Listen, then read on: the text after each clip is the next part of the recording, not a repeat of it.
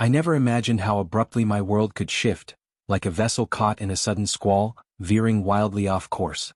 For 8 years, Sarah and I had built a life together, 5 of those years bound by marriage. I believed we had perfected the delicate rhythm of love, loyalty, and shared dreams. Our partnership had weathered its fair share of storms, and I thought we were stronger for it. But everything changed on an otherwise ordinary evening. We sat across from one another at the dining table, the soft clink of wine glasses fading into a thick silence. Then she asked it, a question that landed like a spark in a drought-dry forest. What if we tried an open marriage? Her tone was calm, measured, but I noticed the subtle flicker in her gaze, as if she was bracing for the weight of my reaction. I laughed, uncertain and off balance. What's that supposed to mean? I asked, half expecting her to shrug it off, maybe laugh with me. But Sarah didn't retreat behind humor. She leaned forward slightly, her expression unreadable but earnest. We've been together a long time, she said carefully, and maybe there are parts of ourselves we haven't explored. Desires that we've buried. This isn't about lacking anything in us, it's about curiosity. About discovering more. Together or separately.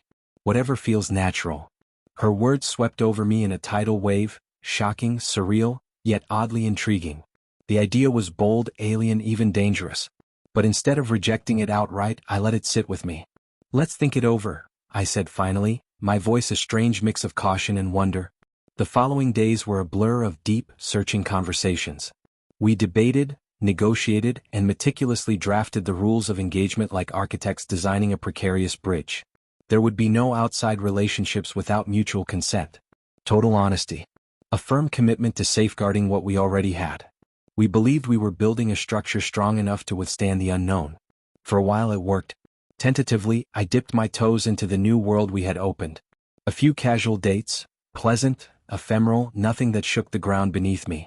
Sarah was exploring too, and though it felt strange at times, it didn't fracture us. If anything, I felt an odd lightness, a sense of expansion, as if we had discovered a hidden door in our marriage and dared to walk through it. But the balance we had so carefully constructed began to falter when Sarah's connection with her childhood friend, Claire, started to shift. They had always been close. Claire had been a fixture in our lives, warm, constant, familiar. But now there was something more. Something elusive and electric. Their late-night conversations stretched longer. Their laughter carried a new rhythm, one that seemed just slightly out of tune with everything else.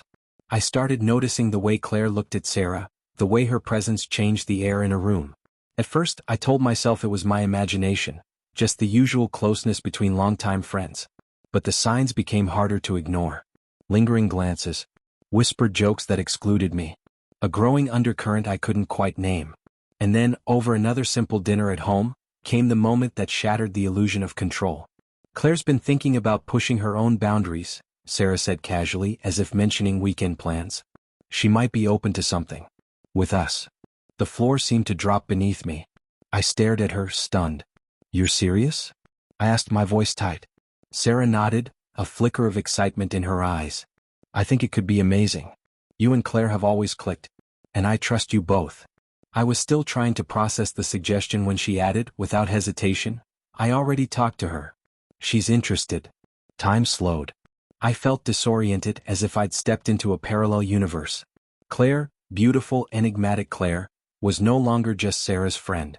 She was now a part of something new, something charged and unpredictable. We arranged a weekend away, just the 3 of us, in a quiet cabin by a pine-lined lake. The air was thick with anticipation, and beneath it, a tremor of unease. The first hours were awkward, filled with cautious glances and forced laughter. But as evening fell, something softened. Walls came down. What unfolded that night was something raw and rare. A surge of intimacy, not just physical but emotional. A connection that pulsed with intensity and strangeness. For a moment, it felt as though we had stumbled into a hidden realm of possibility. But the euphoria was short-lived. In the days that followed, Sarah changed. She became anxious, controlling. Her texts turned frequent and probing. Her patience wore thin. Arguments flared over the smallest misunderstandings.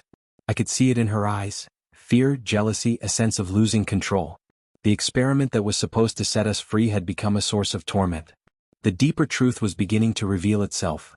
Sarah was not prepared for the complexity of emotions this path had unearthed, least of all her feelings about Claire. The breaking point came one night in a small pub, where Claire and I were quietly catching up over drinks.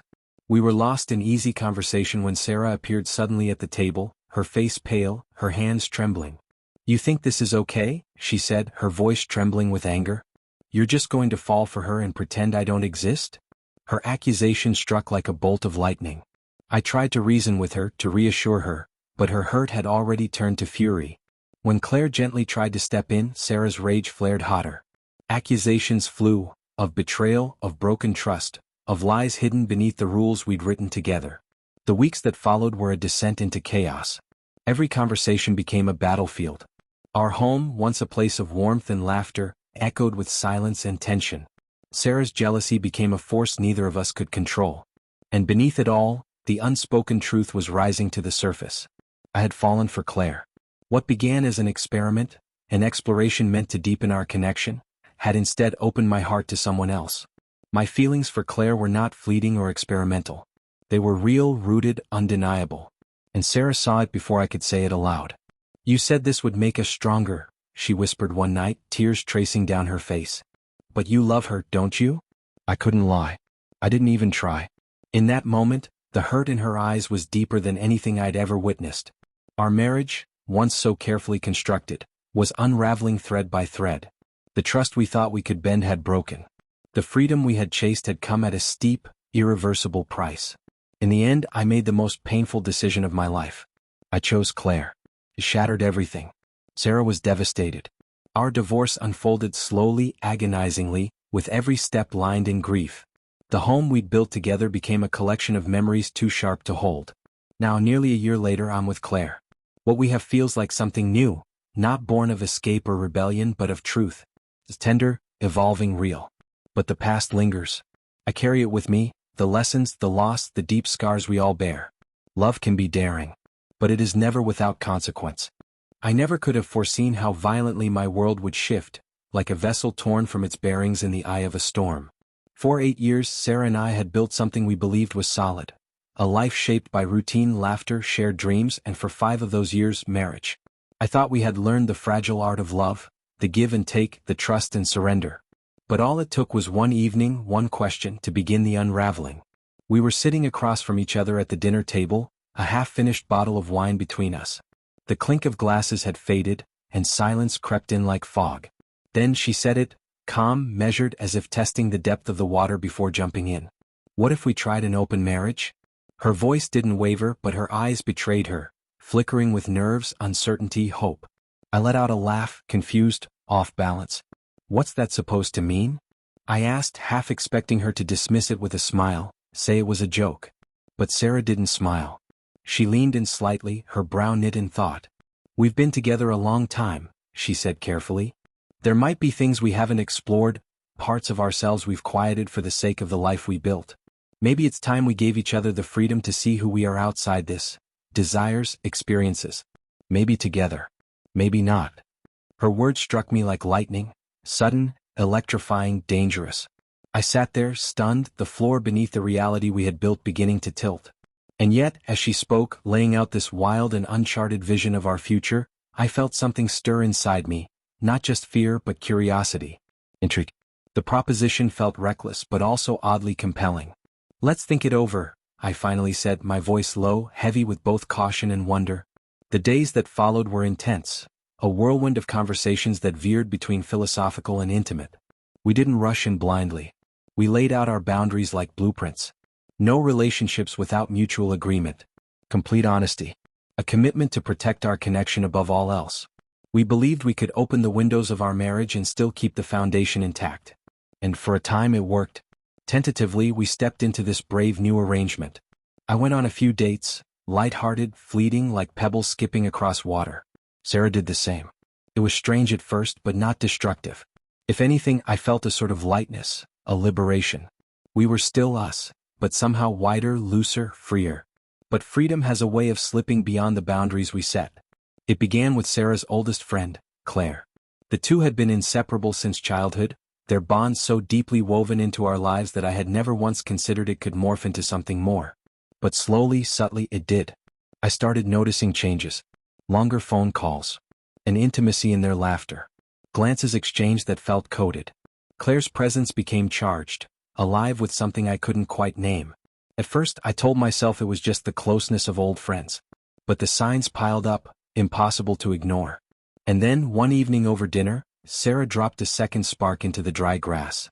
"Claire's been thinking about pushing her own limits," she said, as if talking about trying a new wine. "She might be open to something with us." I blinked. The weight of her words hit me hard. "Are you serious?" I asked, my voice tight with disbelief. "I think it could be thrilling," she said, eyes alight with mischief and invitation. "You and Claire have always gotten along. I trust you. And I trust her." I didn't know what to say. The idea was within the rules we had drawn, but it felt heavier, more intimate, more dangerous. Before I could even process it fully, she added softly, "I've already talked to Claire. She's interested." That changed everything. Claire wasn't just a name now. She was in this. A possibility. A real one. And I felt the world tilt again. We planned a weekend away, just the three of us, in a secluded lakeside cabin ringed by towering pines. The air was thick with anticipation, the silence loud with expectation. The first hours were awkward, careful. But slowly walls began to crumble. Conversations deepened. Boundaries blurred. That night we crossed a line we couldn't uncross. It was raw, beautiful, unnerving. A surge of connection, electric and real. For a moment, it felt like we had stumbled into something extraordinary. But as soon as we returned home, the cracks began to widen. Sarah changed. She became possessive, her texts constant, her questions probing. Where was I? Who was I with? She was no longer the calm architect of this experiment, but someone unraveling from the inside. Her patience frayed. Her temper flared. Every moment I spent with Claire, even in innocence, seemed to deepen her insecurity. Still, I clung to the idea that this was just turbulence. But it wasn't. One evening, Claire and I were at a small pub, lost in conversation, laughter flowing easily between us. Suddenly, Sarah appeared, her face pale, her hands trembling. She stormed toward us like a force of nature. "You think this is fine?" she snapped, her voice rising. "You're just going to fall for her and pretend I don't exist?" I tried to speak, to soothe, but she was on fire. When Claire stepped in to defend me, Sarah's rage exploded. Accusations flew, betrayal, deception, abandonment. And in that moment, I realized the rules we had built were just illusions. The truth was messy and raw and spiraling. The weeks that followed were a blur of cold silences and explosive arguments. Sarah's jealousy consumed her. And slowly, painfully, I began to see the truth we had both been avoiding. I was already drifting. Not just from her, but from the future we'd built together. I couldn't deny it anymore. My bond with Claire had deepened into something real, something I hadn't expected but couldn't ignore. What had started as a shared adventure had bloomed into something intimate and undeniable. The final rupture came one night in our living room. Sarah's eyes were red, her voice trembling. "You said this would make us stronger," she whispered. "But you're in love with her, aren't you?" I couldn't lie. I nodded. Her sobs broke something inside me. Guilt and grief collided in my chest. I had never meant to hurt her. But I had. Deeply. And now we stood among the ruins of our experiment, the cost of our freedom far higher than we had imagined. In the end, I made a choice, one that still aches in my bones. I chose Claire. The divorce was slow, agonizing. A dismantling of not just a marriage but a history, a life. Sarah walked away carrying wounds I gave her, wounds that may never fully heal. Now, nearly a year later, I'm still with Claire. What we have feels like a new beginning, calmer, steadier. But Sarah haunts me. Her pain echoes in quiet moments. I can't forget her face when she asked that final question. I can't forget what I did. I've learned something I never wanted to learn, that the pursuit of freedom, of truth, of unexplored parts of ourselves, can sometimes lead us through doors that, once opened, can never be closed. And behind those doors, we leave pieces of ourselves behind. Pieces we never get back.